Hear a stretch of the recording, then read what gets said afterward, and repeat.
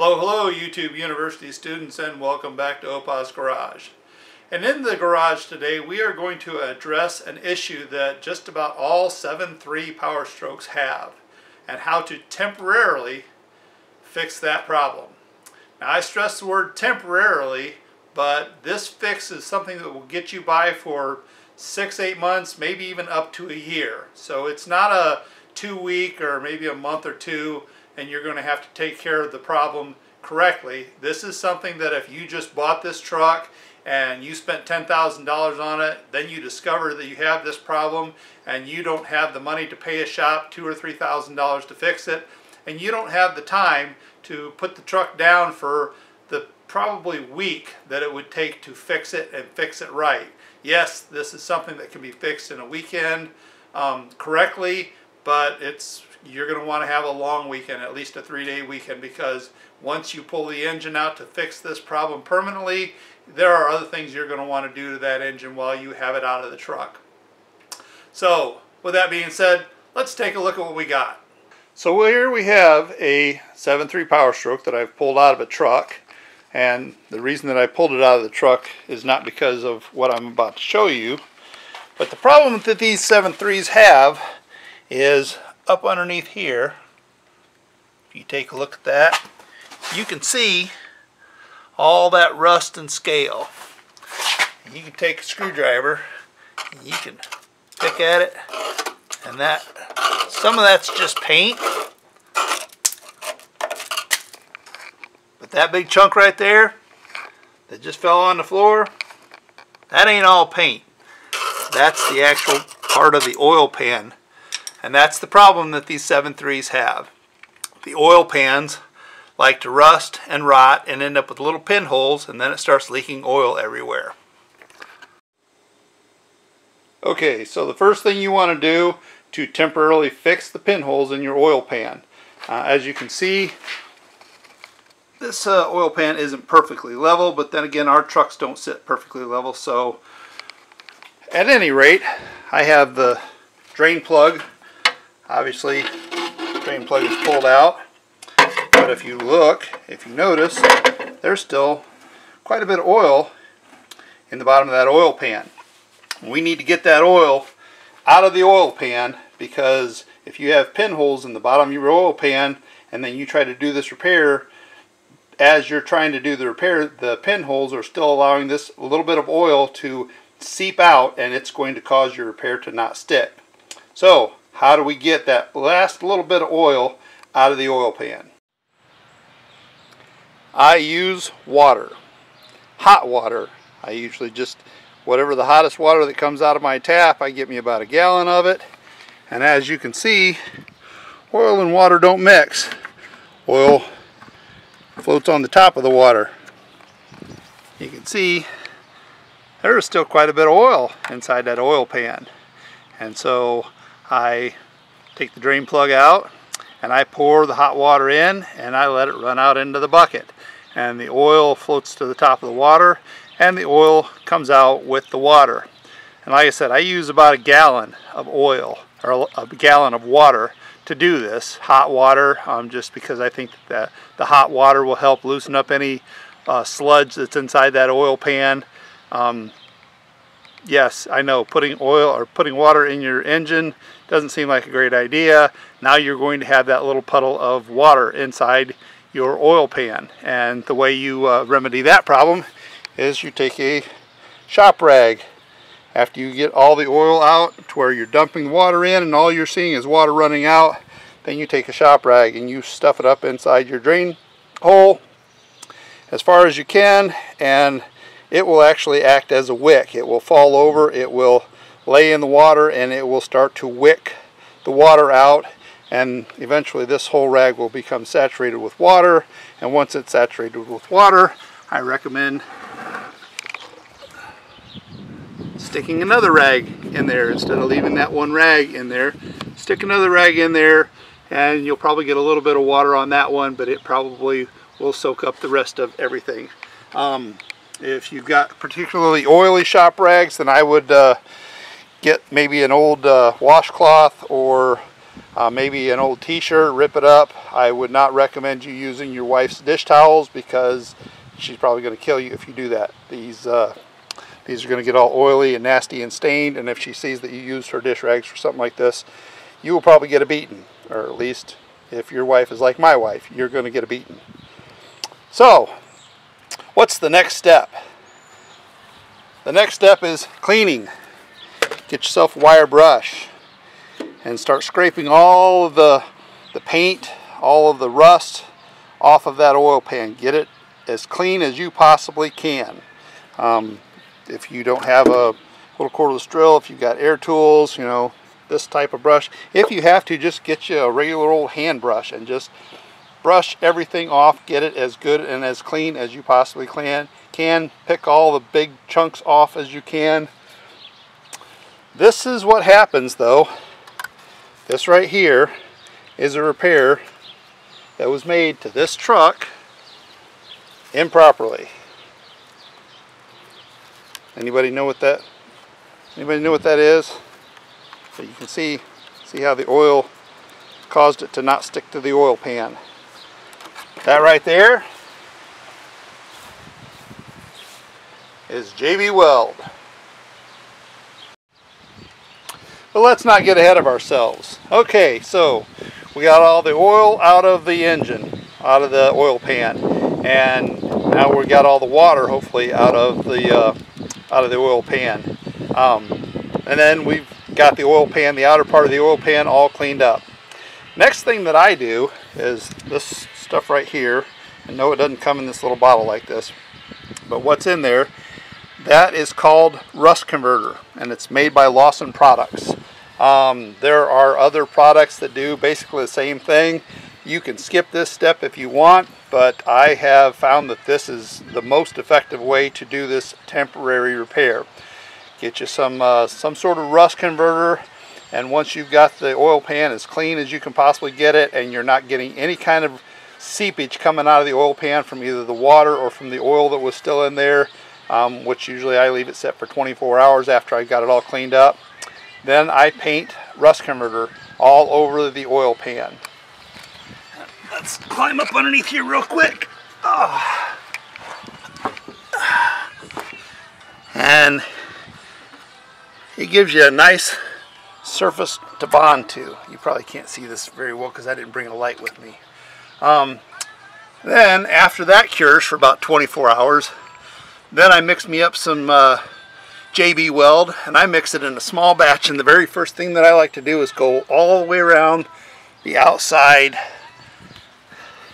up about an inch, inch and a half, all the way around the front, all the way around the back, down along the bottom part of the radius here, and I leave that set for about an hour and let it start to get tacky. After that, I mix me up another batch, and I put a nice thin coat on the bottom of the oil pan, and right after that I mix me up another huge batch, and I go ahead and I coat all the way around the top part, always checking to make sure, am I getting any kind of oil, am I getting any kind of contaminants coming through. Usually after I put the rust converter on, I don't have any contaminants. I have done this without using the rust converter and have found that even though I thought I had everything out of the oil pan, I still had some residue in there, and as I put the JB Weld on, I find that it's starting to seep out underneath, or it's starting to seep out along here. The rust converter seems to seal everything up really, really good. The next thing that I would recommend when you buy your JB Weld, go to your auto parts store and buy the big tubes, the big 5-ounce tubes. You'll get 2 tubes. It's going to run you, I don't know, anywhere from $18 to about $25 for these 2 tubes. And that should be plenty to do this whole temporary repair. Okay, one little thing I wanted to mention is this is about how big of a batch I mix up. And that's half of this and half of the hardener. I use a screwdriver that's got, you know, a smooth tip to it, so that, you know, sometimes you got screwdrivers that got ridges. You don't want this stuff hardening up in the ridges of your screwdriver. This one will wipe off real easy.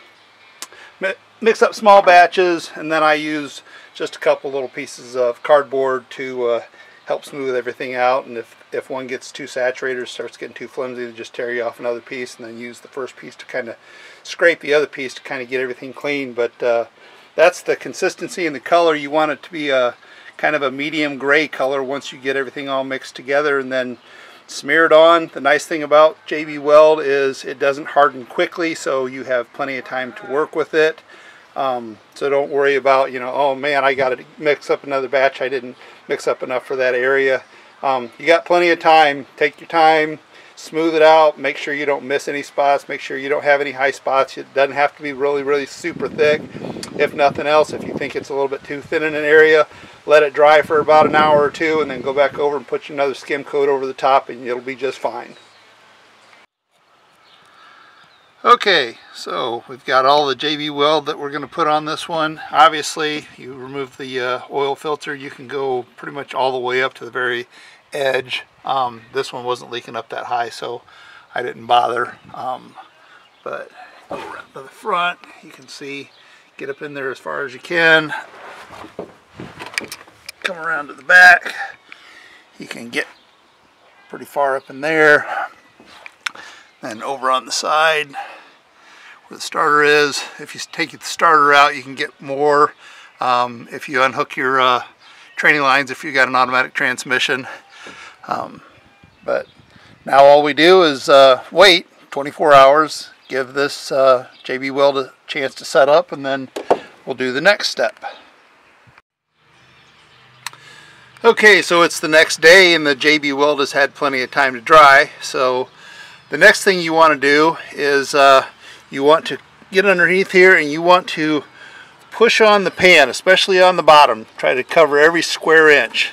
And what you're feeling for are soft spots. You're looking for spots, and this is why I recommend doing nice thin skim coats. Is if you've got a spot where the pinhole was still there and there was still a little bit of oil left in the pan, and before the JB Weld had a chance to adhere to the pan, the oil seeped through the pan, you're going to end up with a soft spot. You're going to be able to feel it, and at that point you know you're going to need to cut that section out. Usually a utility knife and you can cut that section out. Clean the oil up really good, clean that spot up really good, and then reapply your JB Weld. And actually, if you have to do that, you might want to leave it sit overnight again so that it drips out whatever it's going to drip out, and then clean the area up really good, and reapply the JB Weld. Or if everything feels good, the next thing you want to do is you want to look for little pinholes. And like, I don't know if my camera's going to focus, but like right there, that looks like a pinhole. There's a couple spots under here that look like they might be pinholes. So you might want to go ahead and apply another little skim coat. I'm not sure if my camera's focusing on that. I was reviewing my videos last night from what I shot yesterday, and I noticed that my camera was not autofocusing like it's supposed to, so I apologize for any of the videos being blurry. But like I said, the next thing that you want to do is either apply another thin coat of JB Weld, or if you're not going to do that, the next step that I take is I apply either a paint or an undercoating. Actually, before we go there, one thing that I failed to mention earlier, when you're cleaning the paint and the rust off with the wire brush, once you get all the paint chips and whatnot cleaned off, and you've got it clean as good as you can, you want to get you some good either brake cleaner or carb cleaner. Spray the pan down really good with that. Wipe it down with a few rags to get all those little paint chips and any kind of rust flakes or anything off of there.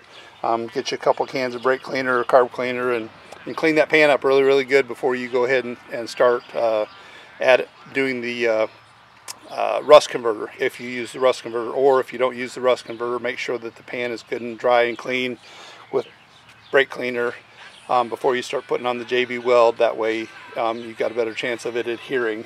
So with that being said, the next thing that I do is I get some good quality paint. Don't go to the Dollar General store and buy their dollar paint. You don't want that. You want something that's a good quality paint.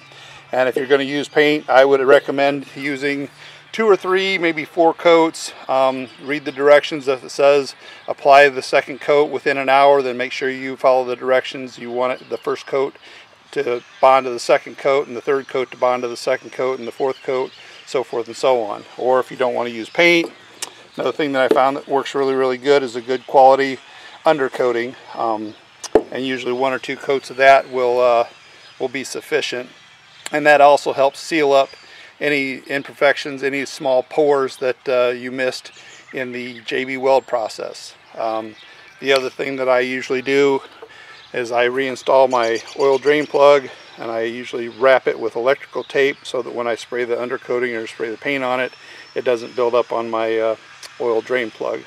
So that is the next step that I take. And then after that, I usually let that product dry overnight, and at that point the job is pretty well done. You can fill it up with oil and fire it up, or fill it up with oil and leave it sit overnight and see if you've got any leaks, and you should be good to go. Okay, I just put my second coat of the undercoating on. I put them on probably about an hour apart, and that's the first time that I've used this undercoating. It's a rubberized undercoating, but it seemed to go on pretty nice. I put the first coat on, then I wiped a little bit of it just to see how thick it sprays, and it's not super thick. But with it being a rubberized coating, I think that it'll stay somewhat pliable. I gave it about an hour, and then I went ahead and came out and sprayed a second coat on there, and it looks pretty nice. So I'm happy with the results of that. As long as everything is sealed up, then that should be the last thing that I need to do, besides letting it sit overnight so that it dries and hardens or cures or whatever it does. And then tomorrow I'll come out and I'll put oil in it and put a new filter on it, and it should be good to go. Okay, let's say for argument's sake this is your first diesel truck. You don't really have any tools, you don't really have any knowledge, but you've discovered this oil leak and you're going to try to use this video to help you fix your truck. The very first thing you're going to need to buy is the JB Weld.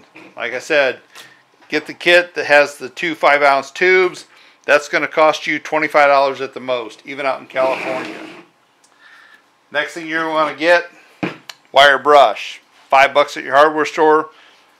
You're in it for $30. You're going to want some parts cleaner. Another $5. You're $35 into it. And then the last thing you're going to definitely want to get is some sort of good quality paint or undercoating, which is going to cost you about $10. So $45, you add in sales tax, and you're right around $50 for this whole thing. Now, just so happens that I was in Napa today picking up some parts for something else, and I saw this Stop Rust kit. It was at my local Napa store. 3 easy steps. It's got the cleaner degreaser, metal prep, and it's got a paint over rust type of paint. And it comes with gloves, it comes with paintbrush, it comes with basically everything you need.